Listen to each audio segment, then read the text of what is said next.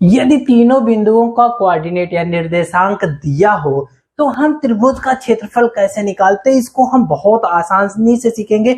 बहुत आसान सा फॉर्मूला है। आप लिखिए त्रिभुज का क्षेत्रफल बराबर, सबसे पहले 1/2 लिखिए। क्या लिखिए? 1/2 लिखिए। फिर x लिखिए, y माइनस y1 लिखिए, फिर प्लस लगाइए, फिर x लिखिए, y माइनस y लिखिए, फिर x लिखिए, फिर y माइनस y लिखिए। अब इसके साथ आप एक क्रम चला दीजिए। जैसे हमने एक सर्कल बनाया, पहले लिखिए 1, फिर लिखिए 2, फिर लिखिए 3। अब इस सर्कल को चला दीजिए, आसानी से देखो बन जाएगा। 1 के बाद कौन आता है? 2, 2 के बाद 3, फिर 1 से तो शुरू हो गया, तो अब की बार 2 से शुरू कर दीजिए। 2 के बाद कौन आता है? 3 आता है, फिर कौन आएगा? 1 आएगा। फिर अब की बार 2 के बाद कौन आएगा? 3 आएगा, तो 3 से शुरू करिए। 3 के बाद कौन आएगा? 1 आएगा। 1 के बाद कौन आएगा? 2 आएगा। तो हमने देखा फॉर्मूला बन गया। बहुत आसान सा फॉर्मूला है, समझना बहुत आसान है कि ये त्रिभुज के तीनों बिंदुओं का निर्देशांक दिया हो तो त्रिभुज का क्षेत्रफल इस फॉर्मूले से हम निकाल सकते हैं। अब जैसे हमने 3 पॉइंट ले लिया, एक लिया 3,5, दूसरा ले लिया मान लीजिए -2,8, तीसरा जो हमने ले लिया 4,7 ले लिया। कहा इस जो त्रिभुज बनेगा उसका क्षेत्रफल बताइए। अब आप क्या करोगे? सिर्फ मान रख दो, वैल्यू मिल जाएगा 1/2। क्या करोगे? देखो x1 के जगह कौन है? 4 है, 4 लिख दो। y2 माइनस y3, तो y2 कितना है? 5 है। y3 कितना है? 8 है, तो लिख दो 5 माइनस 8। फिर लिखिए x2 हमारा कितना है? 3 है। x2 हमारा कितना है? 3 है। फिर लिखिए y3 माइनस y1, तो y3 हमारा कितना है? 8 है। y1 कितना है? 7 है। 8 माइनस 7 प्लस, अब x3 कितना है हमारा? x3 है -2। और क्या लिखना है अब आपको? y1 माइनस y2, तो y1 हमारा 7 है, y2 हमारा 5 है। बंद कर दीजिए। अब इसको क्या करिए? सॉल्व कर लीजिए। वैल्यू आपको बहुत आसानी से मिल जाएगा। सॉल्व कैसे करोगे? 4 इंटू 5 में से 8 गए तो 8 में से बड़ा में से छोटा माइनस करते हैं और सिंबल बड़े का लगाते हैं। तो 8 में से 5 गए 3, तो क्या आ जाएगा? -3 आ जाएगा। अब और आगे आइए, 3 गुणे 8 में से 1 गए 7, 8 में से 7 गए 1, तो फिर क्या करिए? -2 गुणे क्या करिए? 7 में से 5 माइनस कर दीजिए, कितना आ गया? 2 आ गया। अब आप क्या करोगे? 1/2, 4 तिहाई 12 प्लस 3 एक नाम 3, -2 गुणे -2 कितना आ गया? -4 आ गया। अब जरा देखिए आपको क्या हो जाएगा? 1/2, 12 4 16, 16 में से 3 माइनस कर दीजिए, कितना आ जाएगा? 16 में से 3 गए 13, -13, तो जो रिजल्टेंट आ गया -13/2। एक चीज ध्यान रखिएगा, क्षेत्रफल कभी नेगेटिव नहीं होता, तो इसकी वैल्यू हम कितना मान के चलेंगे?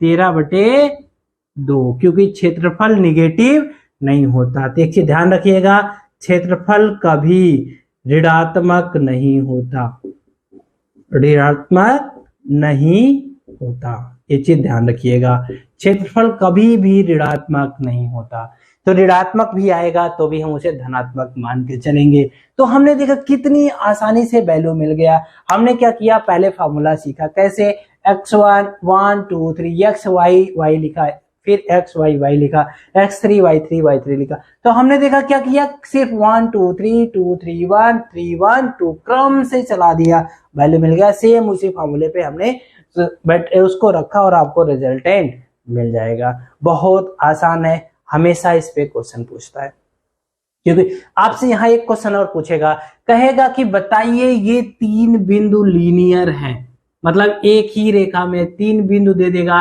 कहेगा एक ही रेखा में है। तो ऐसी कंडीशन में आप क्या करोगे? त्रिभुज का क्षेत्रफल निकालोगे और कितना आ जाए? 0। जैसे मैं आपसे कह रहा है, अब देखो ये 3 पॉइंट से मिलकर त्रिभुज बन रहा है। मान लीजिए एक यहाँ पे है, 2 इधर है।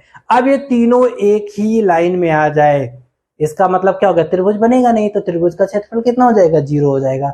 तो जब आपसे कभी पूछे कि त्रिभुज एक सरल रेखा मतलब 3 बिंदु एक सरल रेखा में है तो त्रिभुज का क्षेत्रफल कितना होगा।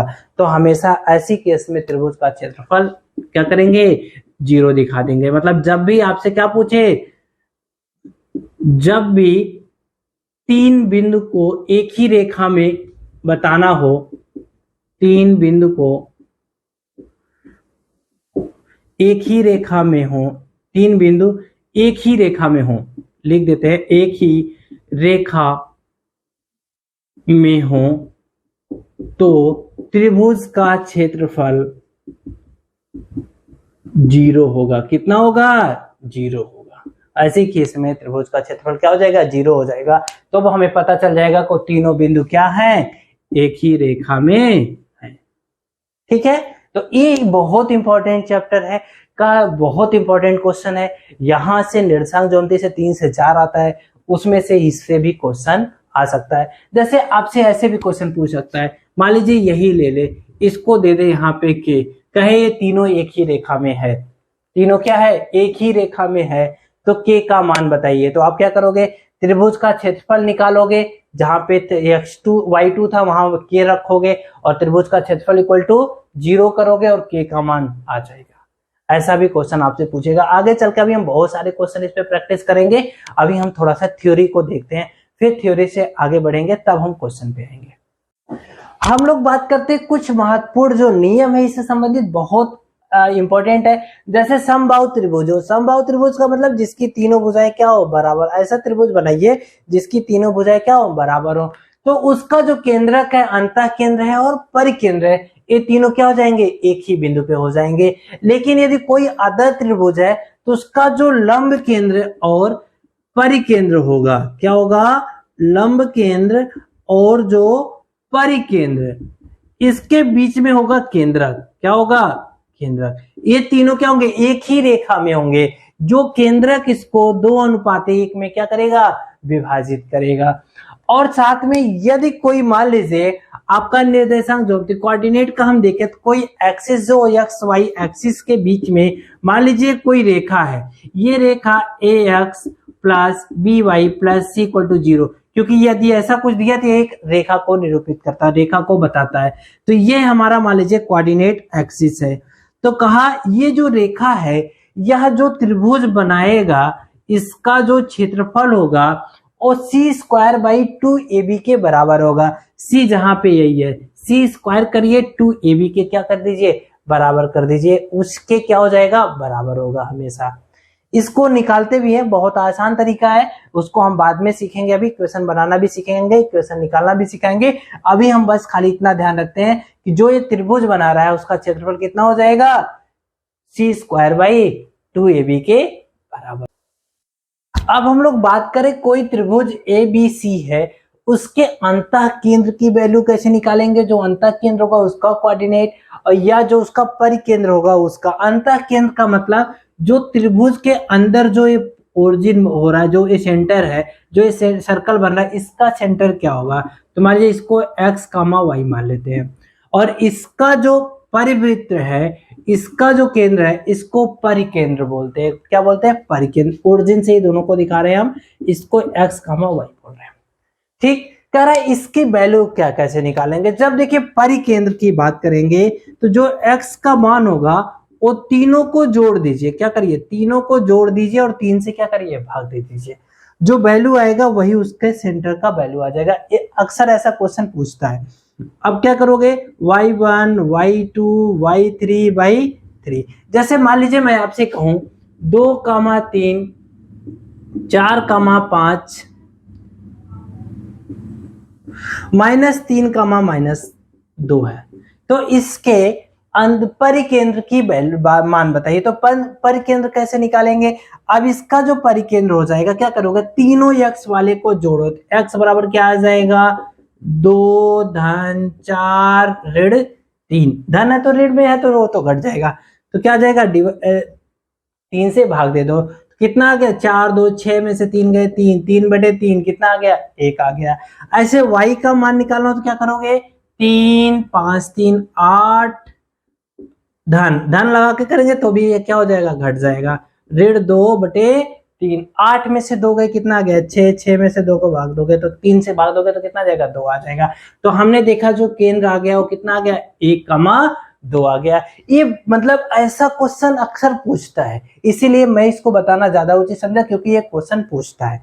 इस पे कम लेकिन अंतः केंद्र पे बहुत पूछता है क्योंकि ये थोड़ा सा डराव भी लगता है, थोड़ा सा निकालने में दिक्कत भी आती है। अब जैसे तीनों बिंदु दे दिया, अब क्या करोगे पहले BC के बीच की दूरी निकालोगे।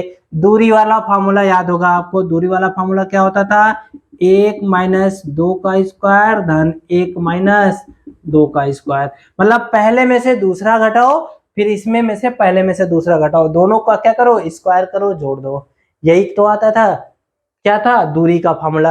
तो अब देखिए लिखते कैसे, इसके ये जो एंगल है उसके सामने की साइड को हम स्मॉल ए से दिखा रहे हैं। किससे दिखा रहे हैं स्मॉल ए से। तो ऐसे जो बी है जो कोण है इसके जो सामने का साइड है उसको क्या दिखा रहे हैं स्मॉल बी से। सी जो उसके जो सामने की साइड है कैपिटल सी उसको हम स्मॉल सी से दिखा रहे हैं। ठीक है, क्योंकि थोड़ा फॉर्मूला बनाना आसान हो जाएगा। अब हम ये मानते हैं कि आपको दूरी हमने पीछे निकालना सिखाया तो इसलिए आप ए बी सी की वैल्यू निकाले जाओगे। कैसे, वही पहला माइनस दूसरा का स्क्वायर, पहला माइनस दूसरा का स्क्वायर, स्क्वायर रूट में जोड़ के क्या करो स्क्वायर रूट निकालो। सेम इसका ये सारे डिस्टेंस है ए बी सी इसलिए पॉजिटिव ही रहेंगे, ये डिस्टेंस कभी निगेटिव नहीं होता। अब बात आती कैसे निकालोगे एक्स की वैल्यू। तो क्या करो, ए के सामने एक्स का कोऑर्डिनेट कौन है x1 है, गुणा कर दो a गुणे x1 तो क्या हो गया ax1 प्लस b के सामने जो कोऑर्डिनेट है क्या x2 है तो क्या आ गया bx2 प्लस c के सामने x का कोऑर्डिनेट कौन है x3 है तो cx3 by a plus b plus c, तीनों को जोड़ दो आसान हो जाएगा। ऐसे ही y आपको निकालना हो तो y इक्वल टू क्या हो जाएगा, अब a के सामने y वाला कौन है y1 है तो ay1 plus b y2 plus c y3 बटे a b और c। देखिए a के सामने y1, b के सामने y2, c के सामने y3, तीनों का गुणा करिए जोड़ लीजिए। तो देखिए इन दोनों पे क्वेश्चन पूछता है, इस पे कम लेकिन इस पे क्वेश्चन ज्यादा पूछता है। इस पे भी आप प्रैक्टिस करिएगा और हमारा प्रयास होगा अभी आगे चल के, अभी थ्योरी जैसे कंप्लीट करेंगे फिर तब हम एक एक क्वेश्चन का आपको बहुत सारे प्रैक्टिस करेंगे, हर टॉपिक पे कम से कम 4-5 क्वेश्चन प्रैक्टिस करेंगे जिससे कि आप इसमें महारत हासिल हो जाए। और क्योंकि 3 क्वेश्चन आता है एसएससी में और इसलिए ये बहुत ज्यादा जरूरी, साथ में एनडीए के एग्जाम में भी बहुत सारे क्वेश्चन पूछते हैं, सीडीएस के एग्जाम में पूछते हैं, इसलिए इन सब चैप्टर्स की वैल्यू आजकल बढ़ गई है।